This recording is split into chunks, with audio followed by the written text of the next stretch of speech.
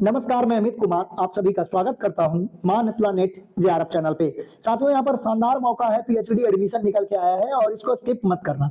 यहां पर भी देखिए, बिना नेट के पीजी पास हैं तो आप आवेदन कर सकते हैं, अभी मौका मिल रहा है और भर भर के सीटें हर विश्वविद्यालय में निकल रही है। यहाँ पर 700 से ज्यादा सीटें हैं। ठीक है, यहाँ पर अगर एक अच्छा रिसर्च प्रपोजल और इंटरव्यू का प्रिपरेशन आप कर लेते हैं बढ़िया से, तो आपका एडमिशन कोई रोक नहीं सकता। इतना ज्यादा सीट होने पर एडमिशन आसानी से हो जाता है।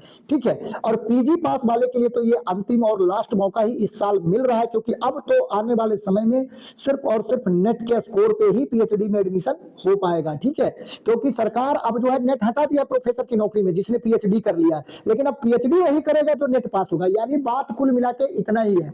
सभी लोग खुश हो रहे हैं कि अब नेट हटा दिया है पीएचडी वालों को, कि जिन्होंने पीएचडी कर लिया है उनको नेट की आवश्यकता नहीं। ये बात बिल्कुल सत्य है, लेकिन ये लास्ट साल है। अब आगे से पीएचडी में एडमिशन ही उसी का होगा जो नेट पास है। ठीक है, यूनिवर्सिटी का एंट्रेंस एग्जाम होगा ही नहीं, और ये सेंट्रल यूनिवर्सिटी है तो यहाँ पर एडमिशन मिल जाता है, तो सभी लोगों को फेलोशिप साथियों मिलेगा।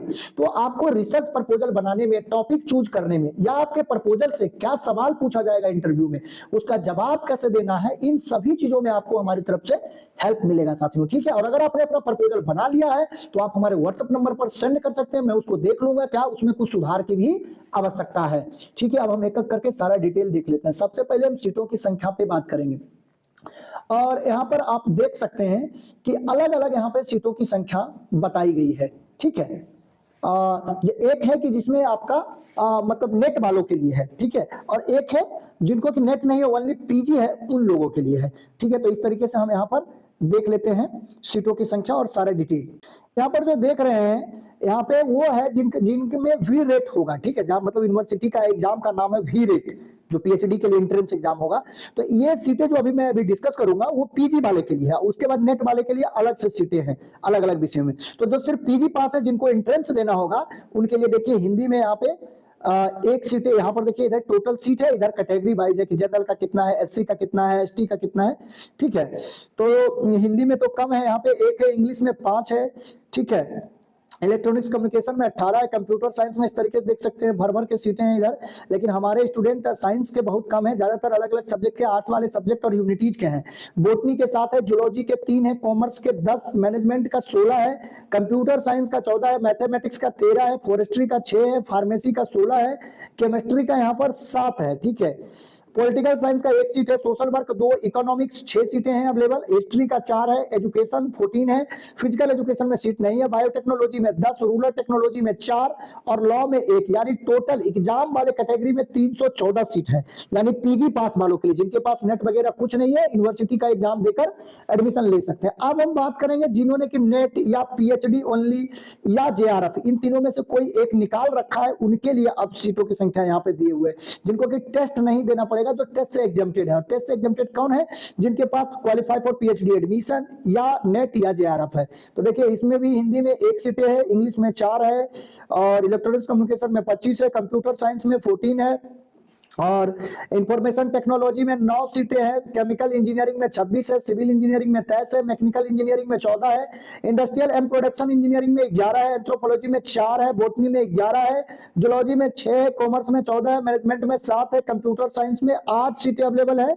ठीक है, मैथमेटिक्स में 16 है, फॉरेस्ट्री में 6 है, केमिस्ट्री में 28 सीटें हैं, प्योर एंड अप्लाइड साइंस में अब 46 सीटें हैं, सोशल साइंस में 4 है, सोशल वर्क में 9 है, इकोनॉमिक्स में 2, हिस्ट्री में 4, एजुकेशन में 11, फिजिकल एजुकेशन में 2 सीटें हैं, बायोटेक्नोलॉजी में 11 है, रूरल टेक्नोलॉजी में 15 है। ठीक है, फोरेंसिक साइंस में 2 है और लॉ में 4 है। यानी कुल मिलाकर 375 इधर और 350, लगभग 700 प्लस सीटें हैं। ठीक है, नेट और नेट एग्जाम्प्टेड कैटेगरी में। तो ये आपको शानदार मौका मिला है।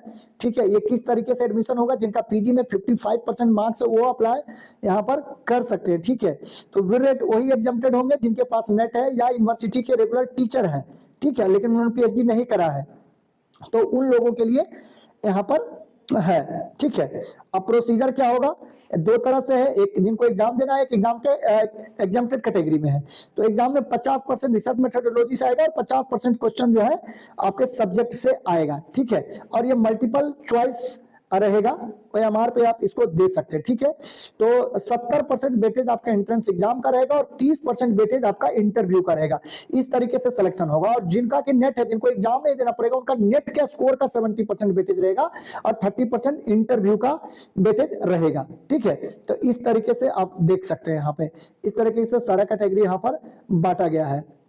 ठीक है, तो यहाँ पर सारा कुछ यहाँ पर बताया गया कि एडमिशन मिलने के बाद फिर कोर्स वर्क होगा, रिजर्वेशन का, गवर्नमेंट यूनिवर्सिटी है, पूरा पूरा लाभ मिलेगा।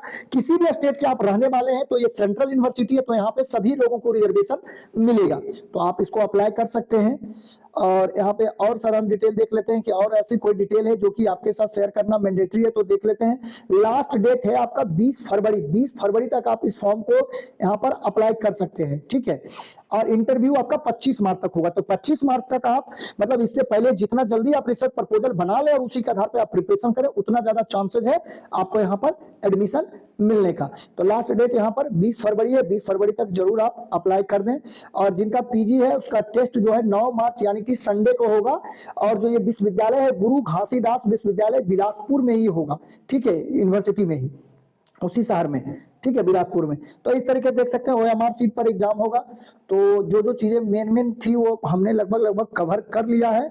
और यहाँ पे एग्जाम का अलग अलग मीडियम रहेगा। साइंस वाले ज्यादातर सब्जेक्ट इंग्लिश मीडियम में होंगे, बाकी जो हिंदी है वो हिंदी मीडियम में, सोशल साइंस वाले हिंदी और इंग्लिश दोनों मीडियम में एग्जाम होगा। यहाँ पर फेलोशिप देखिए, यहाँ पर सभी के लिए अवेलेबल है। जिनके पास कोई फेलोशिप नहीं है उनको नॉन नेट फेलोशिप यहाँ पर 8,000 पर मंथ दिया जाएगा और 10,000 आपको कंटीजेंसी मिलेगा।